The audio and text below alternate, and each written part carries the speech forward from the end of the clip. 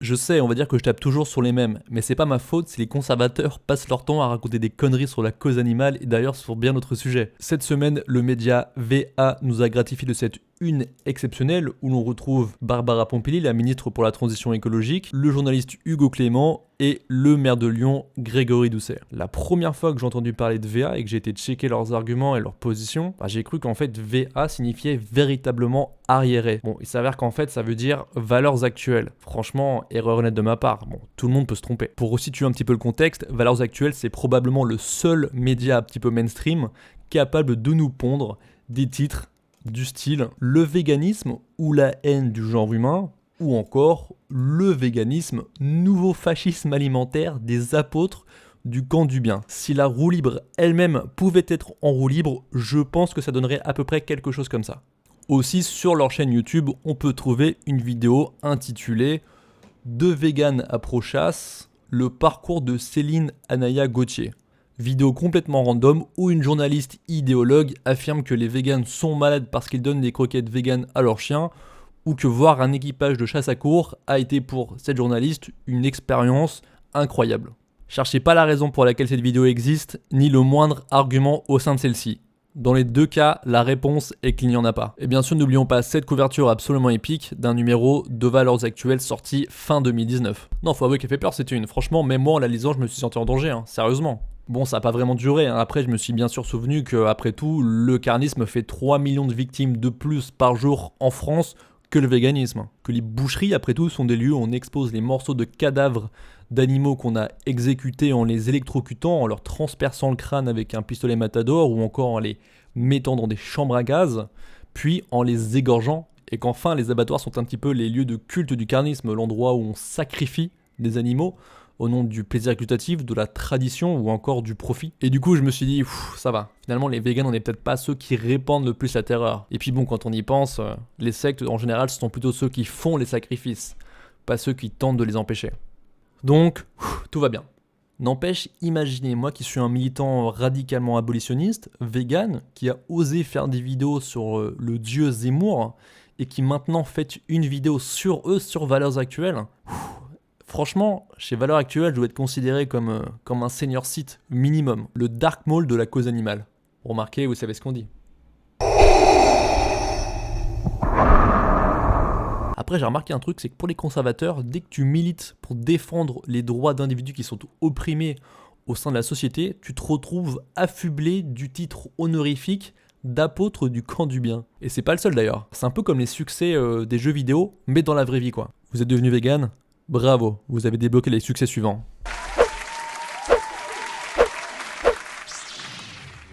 Alors, je saisis un peu l'idée, mais je vais être très franc avec vous.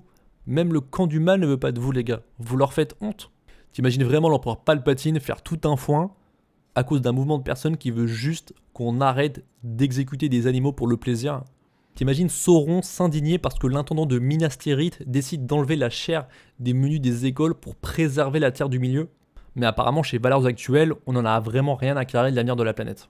Ce qui est assez bizarre puisque généralement ce sont à peu près les mêmes qui placent les valeurs familiales au-dessus du reste, qui utilisent la santé des enfants comme prétexte à certaines revendications, et qui sacralisent les couples de même sexe parce que pour se reproduire, il faut des gamètes mâles et des gamètes femelles, et que la reproduction c'est un peu finalement le but ultime de la vie des êtres humains. Alors faut savoir, soit vous êtes cohérent et vous ne pouvez que saluer une mesure qui va dans le sens de la préservation de la planète et donc de l'endroit où vivront vos futurs enfants, soit vous faites semblant de vous inquiéter pour la jeunesse afin de servir votre idéologie conservatrice. En ce qui concerne les données scientifiques relatives à la consommation de chair animale et de produits animaux, voici un extrait de ma dernière vidéo qui traitait justement de ce sujet-là.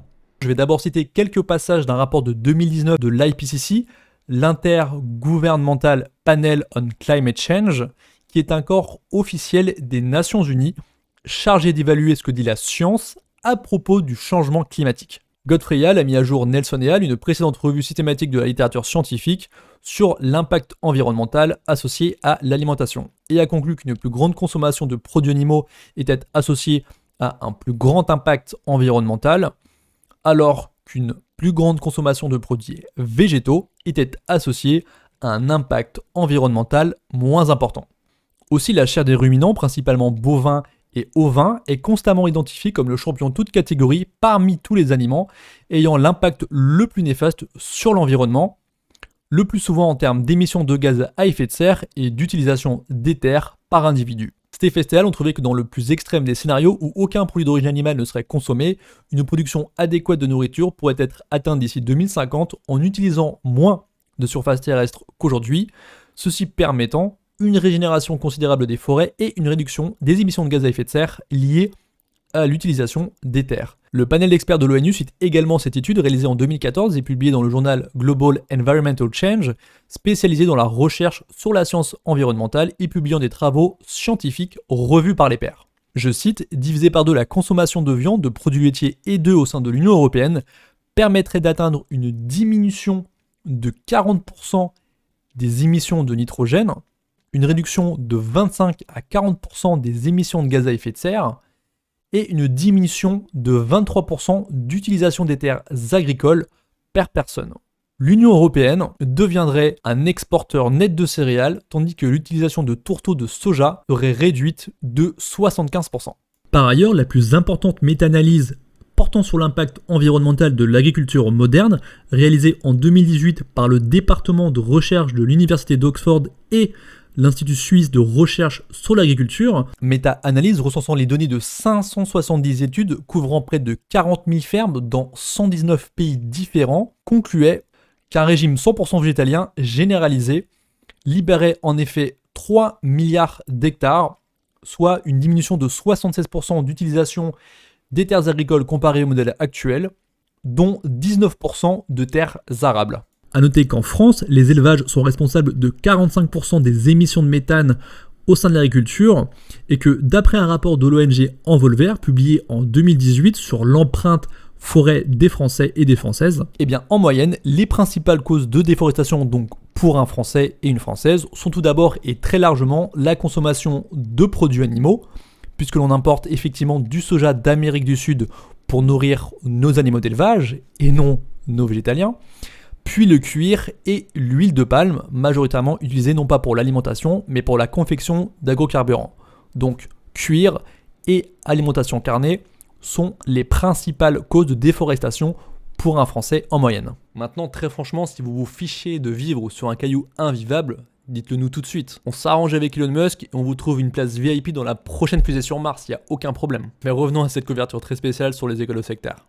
Pas vraiment la peine de revenir sur les 2 premières propositions, ça me semble assez raisonnable d'être contre la production et la consommation de viande, aussi bien pour des raisons écologiques qu'éthiques, voire même des raisons de santé. CF, ma précédente vidéo, et bien sûr, rien de très surprenant non plus à être contre des traditions qui consistent à asservir, faire souffrir et tuer des individus sentients. Mais c'est surtout le anti-tout qui me laisse perplexe. Si cette déclaration est vraie, il en suit logiquement que les écolos sont donc anti-écologie, puisqu'ils sont anti-tout.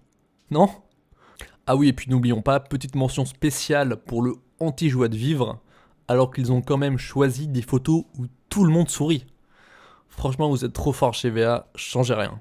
C'est à peu près tout ce que j'avais à dire sur Valeurs Actuelles, mais j'invite toutefois toutes les personnes qui lisent ou qui soutiennent Valeurs Actuelles et qui tiennent les mêmes positions, en tout cas sur le véganisme, à venir débattre avec moi sur mon serveur Discord et pourquoi pas même débattre en live sur YouTube. Je suis ouvert à la discussion, donc surtout n'hésitez pas. Ciao.